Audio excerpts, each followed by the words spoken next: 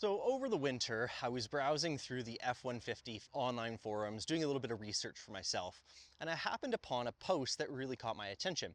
It was a gentleman saying that he had just ordered his F-150 and noticed that he was able to get a 373 rear axle ratio because it was a $0 upgrade.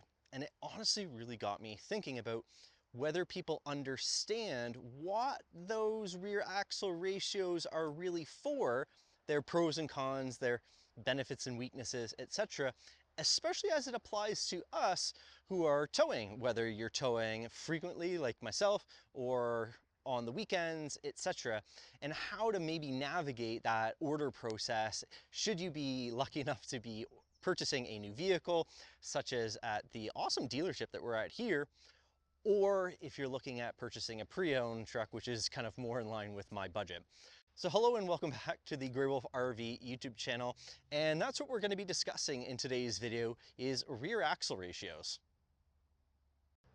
So you actually join me here at Legacy Fernie as part of the Legacy Auto Group, and if I'm being entirely honest, this might be the most picturesque Ford dealership I have ever seen or been to or likely ever will. It is absolutely incredible, and as a bit of an architectural nerd, I especially love what they've done with the facade of the building. It really just fits in with the mountain town, and if you ever have the opportunity to go to Fernie and take a drive through the downtown, there's a lot of old brickwork, so it's really pretty amazing.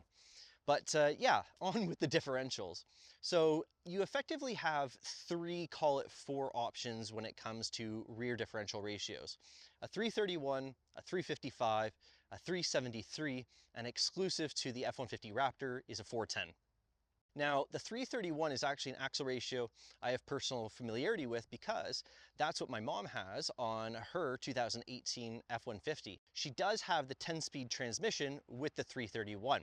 And I mention this because I was actually just speaking with the sales manager here, and he was telling me that right now, at the time of recording, which is late May of 2025, if you were to order yourself a F-150 and add that max tow package, you're automatically put into that 355 axle ratio, but don't worry, we'll break it all down here. Suffice it to say, 331 is going to be your highest ratio, even though it's sort of the lowest number. They're a bit inverse in that sense. But you can honestly think about it as having like a bicycle where you've got the gears in the back, whether it's 6 gears like us with the 6-speed transmission or 10 gears in the back, and then the sprocket in the front, that's like your final drive ratio. So a 331 would be like having a really big sprocket, so it's going to take a lot more force to get that up and rolling. What's the benefit of that, you say? Well, if you are looking for MPG, the lowest gear ratio is going to allow the engine to be turning at its lowest RPM, and thus in theory using the least amount of fuel. However, if we're being honest, an F-150 has the aerodynamics of a brick.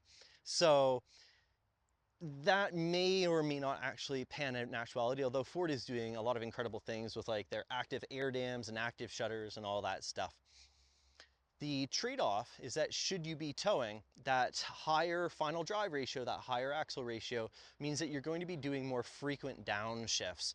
So because it's like driving along in a much higher gear, it's going to be having to shift down more and more to get the mechanical advantage of torque to pull you up the mountain hills, for example, or even just away from a stoplight. You're going to be hanging out in that lower gear a lot more. A point though that is a bit tangential to the rear axle ratio is keeping in mind the difference between the 6-speed transmission that we have in Grey Wolf 1 and the 10-speed transmissions that we're getting in the new 2018 and above. So for most people watching this video, you're probably going to be looking at a 10-speed. However, just know that the first gear in that 10-speed transmission is lower than the first gear in the 6-speed that we have. Likewise, the 10th gear is taller than the 6th gear that we have. So it's actually a much wider range as well as having more steps in between it. Nevertheless, that in theory is your 331. Let's talk about 355s. So 355s are kind of like your Goldilocks ratio.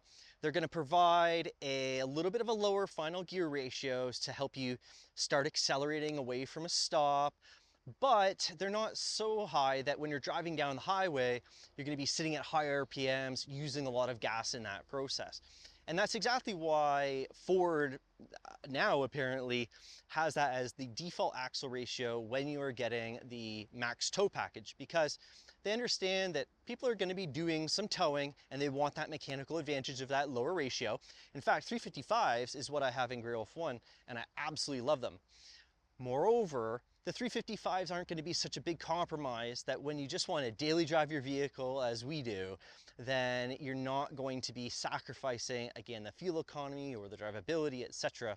And it's also worth mentioning that if you do live in a mountainous environment, such as where we live here, or if you live in the prairies where having a headwind all the time, somehow it seems, is going to be putting additional load and strain, the 355s are actually a really good candidate for those settings. So yeah, regular towing, hauling without giving up too much in the fuel economy department, headwinds, mountain passes, all that stuff, 355s, really worth consideration.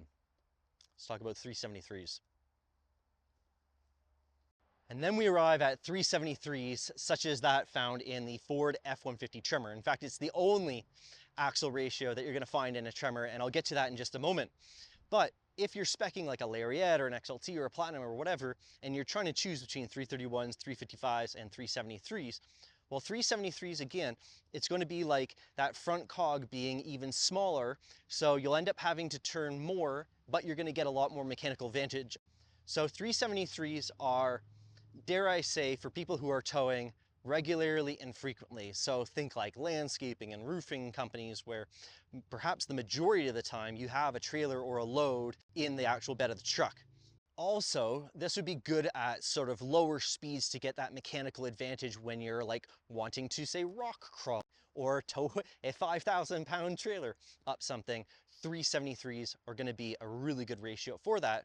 However, it can and will theoretically mean poor fuel economy because you're going to be sitting at a higher RPM cruising down the highway. In fact, I know somebody who has 373s in his 2013 or 14 F-150, and while he loves the acceleration that you get out of that lower final drive ratio, he's also not a fan of the fuel economy and was surprised to learn at the fuel economy I was getting with the 355s, despite having the exact same engine and effectively the same truck, mine just being the newer generation. The other advantage is if you are looking to install larger tires. So the Tremor comes from factory with 33.5 inch or 275 70R18 tires. Now, that's going to have more of a pronounced difference if you're comparing a earlier truck, say the 2016 that Grey Wolf 1 is, because we only had 31.9 inch tires, but somewhere, I think it was 2021, Ford ended up putting 33s as the standard tire size. The difference between the 33s and the 33.5s that you'd get out of a General Grabber that come on this particular vehicle, it's going to be much smaller of a difference than, say, going from the 31.9s that we have. Nevertheless, if you are looking at running those larger tires, the 33s, the 35s, the 37s, for example, well, then you're definitely going to be looking at the 373s as your gear option. Because again, the transmission, the rear differential ratio, and the tire size all contribute to that final drive ratio. So as it applies to us on the channel, well, let's say theoretically, we may have purchased some Tremor wheels and tires, and maybe theoretically, the video that has already or might already be coming out happened to mention a particular limited slip differential that we purchased. Well, wouldn't 373s be a great option? Interesting how that works. So for argument's sake, I'm not actually going to discuss the 410s in the F-150 Raptor because that kind of is a beast in and of itself. It's not available as a rear differential ratio when you're speccing, nor do I necessarily expect a large portion of this audience to be considering running 35 or 37 inch tires. If you do, or want to, or are thinking about it, then for sure, consider the 410s for anything I would say 35 and above.